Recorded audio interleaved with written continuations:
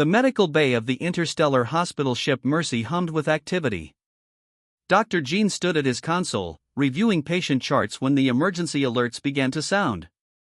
The sliding doors opened with a hiss as medical staff rushed a hovering stretcher into the treatment area. Dr. Jean glanced up, then immediately looked away when he saw what, or rather who, was on the stretcher. A young Carbon, no more than the equivalent of 8 Earth years old, lay trembling with extensive plasma burns covering much of his obsidian skin. "Doctor, we need you now," called Nurse Sun, already preparing the burn treatment protocols. The child was caught in an engine malfunction on their transport vessel. Dr. Jin's jaw tightened. He continued scrolling through his console as if he hadn't heard her. "Dr. Jean," Nurse Sun repeated, her voice sharper. "This patient needs immediate attention." "Find Dr. Moon," Jean replied without looking up. "I'm busy with human patients." Nurse Sun stepped closer, lowering her voice. "Dr. Moon is handling the casualties from Deck 7. You're our burn specialist, and this child needs you now." The Carbon child made a soft whimpering sound.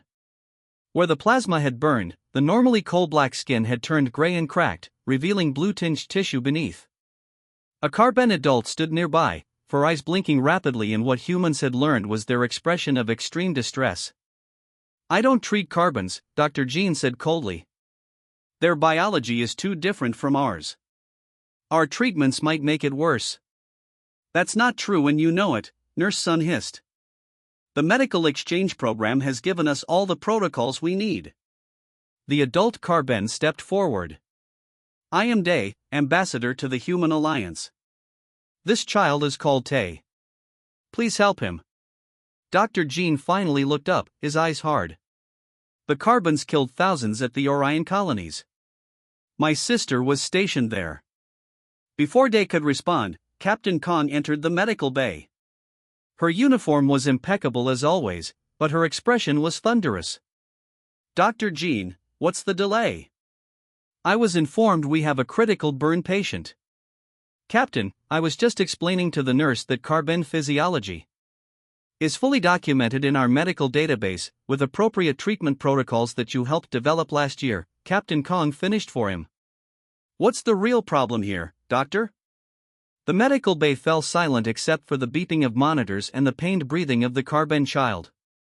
Dr. Jin's hands clenched at his sides. "With respect, Captain, I believe my skills are better used on human patients. The Carbons have their own doctors." "Not on this ship they don't," Captain Kong replied. "The Mercy is an interspecies hospital ship, and you took an oath to treat all patients regardless of species." "An oath to humans," Dr. Jean muttered. Captain Kong stepped closer, her voice dropping so only Dr. Jean could hear. "You're letting your prejudice cloud your judgment, Doctor. That child is suffering." "The Carbons didn't show mercy when they bombed our colonies," Dr. Jean shot back. "That was a rogue military faction, not this child," Captain Kong said firmly.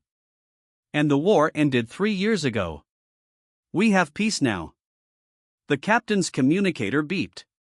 She answered it, her expression changing as she listened. "Understood. I'll inform them." She disconnected and looked at Day. "Ambassador, I've just received word that Commander Jun's vessel has requested emergency docking. He'll be arriving within the hour." Dr. Jin's face paled slightly. Everyone aboard the Mercy knew of Commander Jun, the highest-ranking Carbon in the Joint Fleet, and father to the injured child. "I see," Day replied, his deep voice resonating in the suddenly quiet room. "The commander will be grateful for whatever care has been provided to his son by then." The implied warning was clear. Dr. Jean crossed his arms. "Captain, I must protest. I cannot in good conscience." "Dr. Jean, you have 2 choices," Captain Kong interrupted. "Treat this patient now, or report to the brig for insubordination and violation of your medical oath. Which will it be?" Dr. Jean glared at her, then at the suffering child. "Fine. I'll stabilize him until a Carbon doctor arrives." He turned to Nurse Sunday. "Prepare 10 units of the synthetic skin and set up the burn chamber." Nurse Sun moved quickly, relief evident on her face. Dr. Jean approached the child, trying to keep his face neutral despite the revulsion he felt. He had not touched a carbon since medical school. "Hello, Tay," he said stiffly. "I'm going to treat your burns now." The child's four eyes blinked slowly as he looked up at Dr. Jean. "It hurts," Tay said in halting human language. Something uncomfortable stirred in Dr. Jin's chest, but he pushed it away. "I know. The treatment will help with the pain." He scanned the child's vital signs, frowning at what he saw. "How long ago did this happen?" "Nearly 2 hours," Day replied. "Our transport doesn't have advanced medical facilities." Dr. Jin's frown deepened. "That's too long. These burns should have been treated immediately." He turned to Nurse Sunday. "Change of plans. We need to use the carbon healing gel first, then the synthetic skin." "Yes, doctor," she replied, already adjusting the treatment plan. As Dr. Jean worked, applying the specialized gel to the burned areas, he couldn't help but notice how the child tried not to cry out despite obvious pain. It reminded him of human children he had treated brave despite their suffering. "You're doing well," he found himself saying. "The gel will cool the burns." As predicted, the specialized carbon medication began to work, the gray areas slowly returning to their natural black color. The child's breathing eased slightly. The medical bay doors opened again, and Dr. Jean looked up expecting to see Captain Kong. Instead, a tall carbon officer ducked through the doorway. Unlike the others, whose skin was purely black, this one had intricate silver patterns across his face and hands, the mark of high rank. The room fell silent as Commander June approached the treatment bed.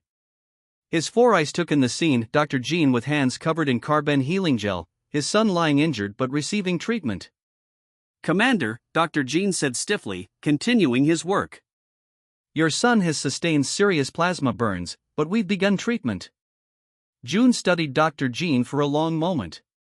"Thank you, Doctor. I came as quickly as I could." Dr. Jean nodded curtly and returned to his work, uncomfortable under the commander's gaze. Something about the carbon's calm demeanor unsettled him. He had expected anger, demands, perhaps even threats. "Doctor," Commander June said, "when you have a moment, I would like to speak with you privately." Before Dr. Jean could respond, his console beeped with an urgent alert. The child's vital signs were dropping. "He's going into shock," Dr. Jean announced, medical training taking over. "Nurse Sun, prepare the stabilizer. We need to act now." As Dr. Jean fought to save the carbon child's life, he found his prejudice temporarily forgotten, replaced by the familiar rhythm of emergency medicine. In that moment, Tay wasn't a carbon, he was simply a patient who needed help. The alert system of the Mercy announced the arrival of an unscheduled vessel. Dr. Jean looked up from his console where he had been monitoring the young carbon patient's vital signs. The boy, Tay, was stable now but still in serious condition. "That's odd," Nurse Sun said. "The commander's ship already docked an hour ago." "It's probably a medical transport," Dr. Jean replied, trying to sound unconcerned. He had managed to stabilize the carbon child, but he still felt uncomfortable whenever he had to touch the alien's coal-black skin. The medical bay doors slid open. Commander June entered, his tall frame nearly touching the ceiling. Behind him walked another carbon, even taller and broader than the commander. "Dr. Jean," Commander June said with a slight bow of his head. "This is High Commander Min of the Carbon Defense Fleet." Dr. Jean stiffened. The High Commander was the most senior carbon military leader in this sector, equivalent to a human admiral. His presence on the Mercy was unprecedented. "High Commander," Dr. Jean acknowledged stiffly. High Commander Min approached Tay's bedside, his four eyes blinking slowly as he studied the boy's condition. Then he turned to Dr. Jean. "This child is precious to our people," Min said in a deep, rumbling voice. "He is the first carbon born after the peace treaty. A symbol of the new era." Dr. Jean didn't know how to respond. He hadn't known the child held any special status. "I understand there was some hesitation in his treatment," Min continued. Dr. Jean felt his face grow hot with shame and anger. So Commander June had reported him. "High Commander, I I would like to speak with you privately, Doctor, Min interrupted. Commander June will stay with the child. Before Dr. Jean could object, Captain Kong entered the medical bay. Hi Commander Min, this is an honor. We weren't expecting you. This visit was not planned, Min replied. But when I heard about the incident with the child, I felt my presence was needed. Dr. Jean felt trapped as Captain Kong nodded. Of course. You can use my office for your discussion with Dr. Jean. Minutes later, Dr. Jean found himself sitting across from High Commander Min in the captain's office. He expected to be reprimanded, perhaps even threatened with diplomatic consequences. Instead, Min activated a small device on the table between them. A holographic image appeared, a battlefield scene that Dr. Jean recognized immediately from history lessons. The Battle of Orion Station, where thousands of humans had died.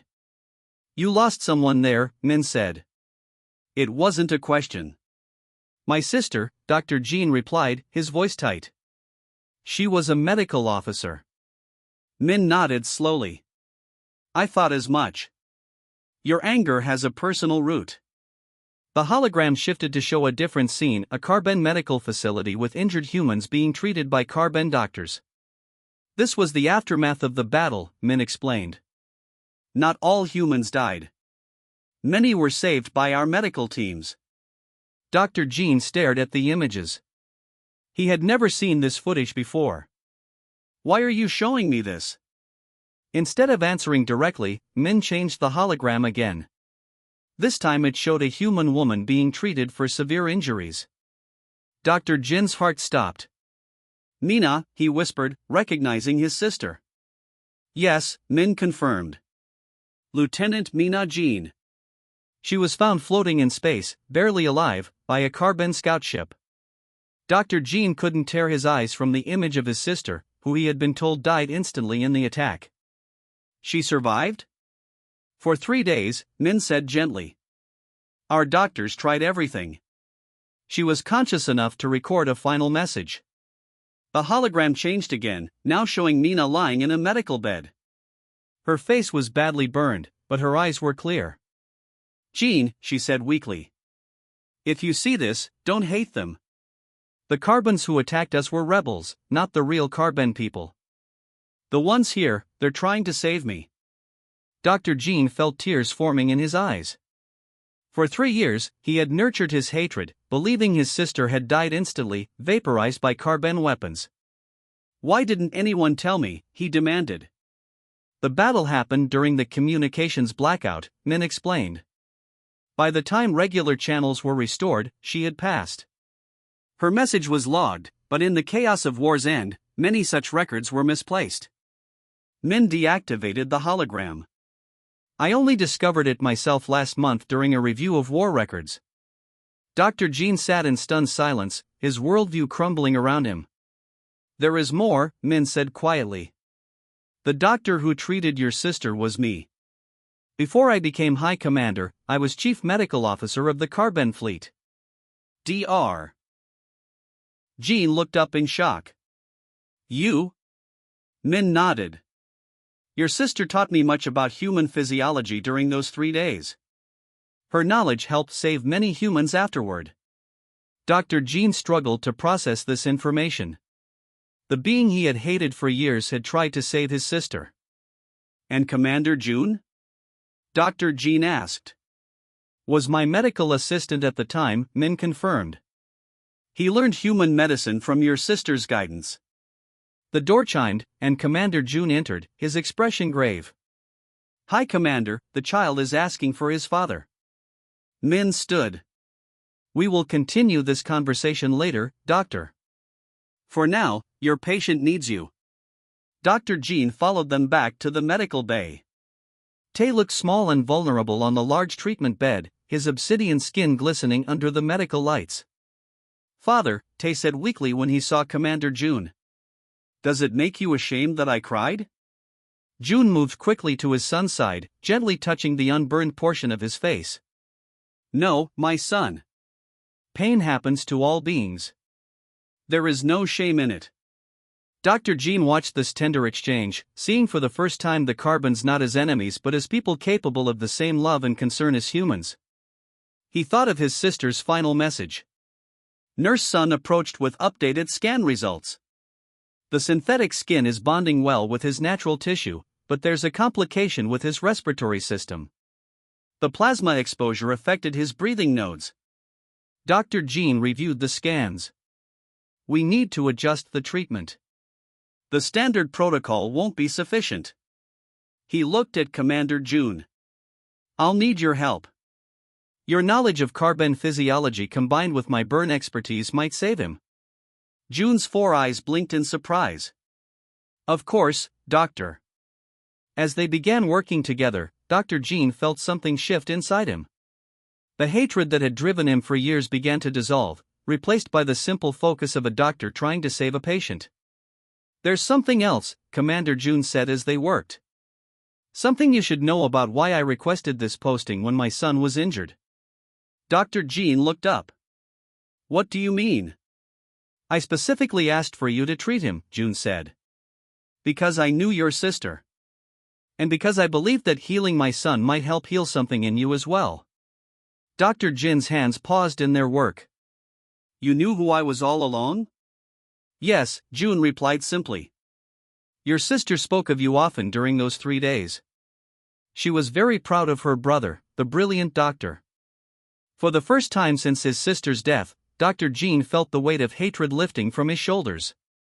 He looked down at the child on the table, seeing not an enemy, but simply a patient in need. Let's save your son, Dr. Jean said. Together. The medical bay was quiet as Dr. Jean studied the carbon medical logs displayed on his screen. The information Commander June had shared was revolutionary. Carbon healing compounds contained elements that could repair damaged human tissue at rates much faster than any current human medicine. Dr. Jin's hands trembled slightly as he scrolled through the data. This could change everything, he murmured to himself. Commander June stood nearby, watching over his son Tae, who rested in a healing chamber.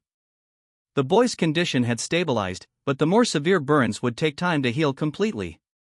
You seem surprised by our medical technology, June observed. Dr. Jean looked up. I am. These compounds, they could revolutionize our burn treatments. Why hasn't this been shared before?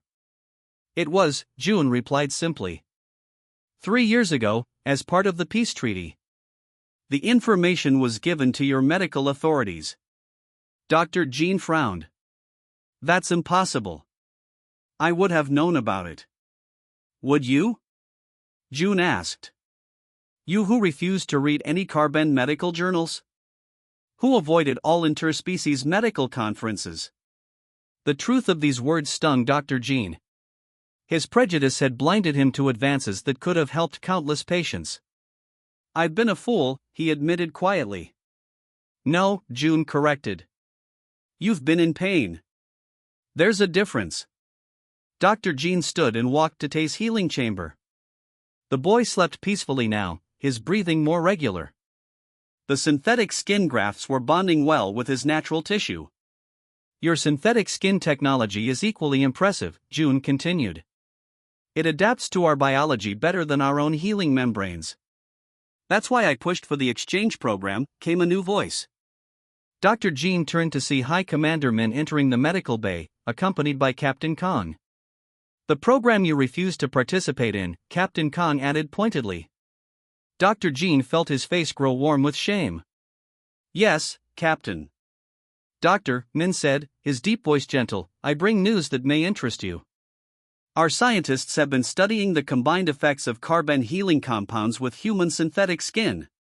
The results have been promising. More than promising, June added. The combination accelerates healing by 300% in both species. Dr. Jin's medical mind raced with the possibilities. If that's true, we could save patients with injuries previously considered fatal.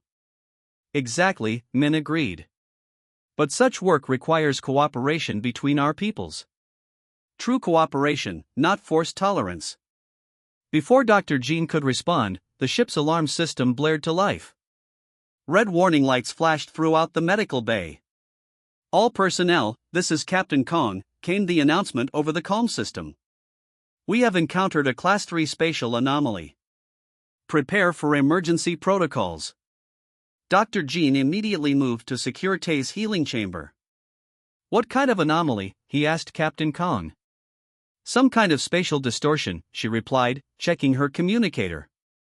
It appeared out of nowhere. We're trying to move away, but it's affecting our engines. The ship shuddered violently. Equipment slid from tables, crashing to the floor. Commander June steadied himself against a wall. Captain, he said urgently, carbon sensors detected similar anomalies near the Procyon system last month. They emit radiation harmful to both our species. Captain Kang's communicator beeped. She listened briefly before her expression turned grave. Engineering confirms radiation levels are rising. We need to evacuate to the shielded areas of the ship. Dr. Jean checked Tay's vital signs. The boy had awakened, his 4 eyes wide with fear. The radiation will be especially dangerous for him in his weakened state, Dr. Jean said. His healing chamber provides some protection, but not enough for prolonged exposure. The evacuation pods are shielded, Captain Kong said. We need to get everyone there. Now. Another violent shudder ran through the ship. The lights flickered, and several medical consoles went dark. Engineering reports the anomaly is growing, Captain Kong announced. Evacuation is now mandatory for all non-essential personnel. Dr. Jean moved quickly to prepare Tay for transport. We'll need to disconnect him from the main system and switch to portable power for the healing chamber. As Nurse Sun helped Dr. Jean, Commander June and High Commander Min conferred quietly. Dr. Jean caught fragments of their conversation in the Carbon language. Their tones sounded concerned.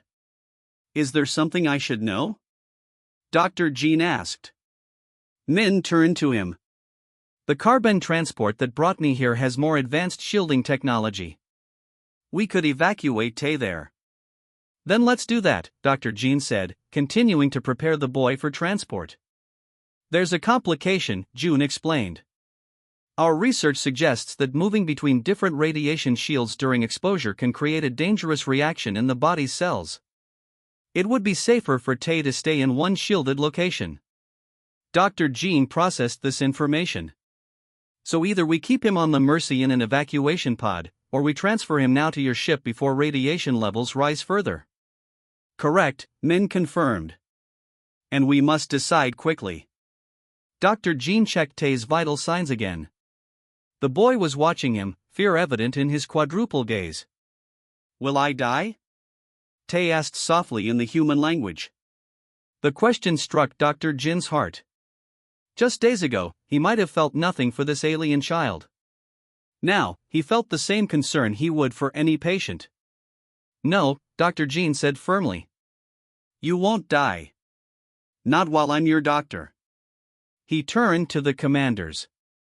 His condition has stabilized, but the burns are still severe. Moving him to a new environment with different atmospheric settings could compromise his recovery. He made his decision. I recommend keeping him here on the Mercy. I'll stay with him in the evacuation pod. Commander June's 4 eyes blinked rapidly, a sign of strong emotion. Then I will stay as well. No, Dr. Jean said. Tay will need you healthy when this is over. The evacuation pods are small, too many people will use up oxygen faster. As his doctor, I should be the one to stay. The ship shuddered again, more violently this time. The overhead lights switched to emergency power, casting the medical bay in a dim red glow. We don't have time to debate, Captain Kong said. Make your decision now. High Commander Min placed a hand on June's shoulder. The doctor is right. Your son needs his father alive. Reluctantly, June nodded. He approached his son's bedside and spoke softly in the Carbon language. Tay's response was weak but clear. As the evacuation began, Dr. Jean and Nurse Sun carefully moved Tay's healing chamber toward the nearest evacuation pod. The corridors were filled with crew members moving quickly but orderly toward their assigned evacuation points. This pod is designed for 4, Nurse Sun noted as they reached their destination. You should go to another pod, Dr. Jean told her. The healing chamber takes up space, and Tay needs room to recover. Nurse Sun hesitated. Are you sure? Yes, Dr. Jean replied. I can monitor him alone. As the last preparations were made, Captain Kong approached Dr. Jean. The radiation levels are increasing faster than expected. Once in the pod, stay there until you receive the all clear, no matter what. Understood, Captain. Commander June came to say a final goodbye to his son before departing for the Carbon vessel. He turned to Dr. Jean, his expression solemn. Thank you, he said simply. For seeing him as a child, not as a Carbon. Dr. Jean nodded, unable to find words to express how much had changed within him in so short a time. As the evacuation pod sealed shut with Dr. Jean and Tay inside, the doctor checked the radiation shields and life support systems. All readings were normal. Through the small viewport, he could see the eerie glow of the spatial anomaly growing larger. Don't worry, he told Tay. We'll be safe here. But even as he spoke, Dr. Jean noticed the radiation meter beginning to climb slowly. The shields were working, but something was wrong. The levels shouldn't be rising at all. Outside, the anomaly pulsed with strange energy, and Dr. Jean realized this crisis was far from over. The evacuation pod's warning system emitted a soft but insistent beep. Dr. Jean checked the display and felt his stomach tighten. The radiation levels inside the pod were rising steadily, slowly, but definitely rising. The shields weren't completely effective against whatever energy the spatial anomaly was emitting. Is something wrong? Tay asked from his healing chamber. The young Carbon's 4 eyes blinked nervously. Dr. Jean forced a reassuring smile. Just a small problem with the shields. Nothing to worry about yet. He tapped the communication panel. Evacuation pod 7 to bridge. Captain Kong, are you receiving? Static filled the speaker before the captain's voice broke through. We read you, Dr. Jean. Status report? Radiation is penetrating the shields. Current levels are still safe, but rising at approximately 0.3 units per minute. There was a pause before Captain Kong responded. All pods are reporting similar issues. Engineering thinks the anomaly is emitting an unknown form of radiation that partially bypasses our shielding technology. Dr. Jean did the mental calculation. At the current rate, they had about 4 hours before radiation reached dangerous levels for a healthy human. For an injured Carbon child, the safe window would be much shorter. What's our extraction plan? He asked. We're working on it, Captain Kong replied, her voice tight with strain. The main engines are offline. We're using thrusters to slowly move away from the anomaly, but it's going to take time. The ship shuddered again, causing the small pod to shake violently. Medical supplies tumbled from their storage compartments. A container of synthetic skin patches burst open, scattering its contents across the floor. What was that? Dr. Jean demanded. The anomaly just expanded, Captain Kong answered. It's growing faster than our models predicted. Stand by. The communication fell silent except for background chatter Dr. Jean couldn't make out. He looked at Tay, who was watching him intently. My father will come for us, Tay said with surprising confidence. Dr. Jean nodded, though he wasn't as certain. The Carbon vessel was better shielded, but approaching the Mercy while the anomaly was expanding would be extremely dangerous. The calm system crackled again. This time it was Commander June's voice. Dr. Jean, this is June. Are you maintaining stable life support? Affirmative, Dr. Jean replied. But radiation levels are increasing. Tay's condition is stable for now, but I'm concerned about extended exposure. Understood, June said. We're working on a solution. High Commander Min's vessel has stronger shields, but the anomaly is making docking impossible right now. As they spoke, Dr. Jean noticed Tay's vital signs beginning to fluctuate on the monitor. The boy's breathing had become more labored, and his temperature was rising. Commander, Tay showing signs of radiation sensitivity, Dr. Jean reported, moving quickly to check the healing chamber's settings. His condition is deteriorating faster than expected. The carbon body processes radiation differently than humans, June explained, his voice tense. What are his readings? Dr. Jean read off the numbers, watching in concern as they continued to worsen. Doctor, June said urgently, you need to modify the healing chamber's atmospheric mix. Increase oxygen by 15% and add 2 units of stabilizing compound from the emergency medical kit. Dr. Jean found the compound, a blue-green gel in a sealed container. This was designed for human physiology. Are you sure it's safe for him? It's compatible, June assured him. It was part of the medical exchange program. It will help his body resist the radiation temporarily. Dr. Jean carefully administered the compound through the chamber's medication port, then adjusted the oxygen levels as instructed. Almost immediately, Tay's vital signs began to stabilize.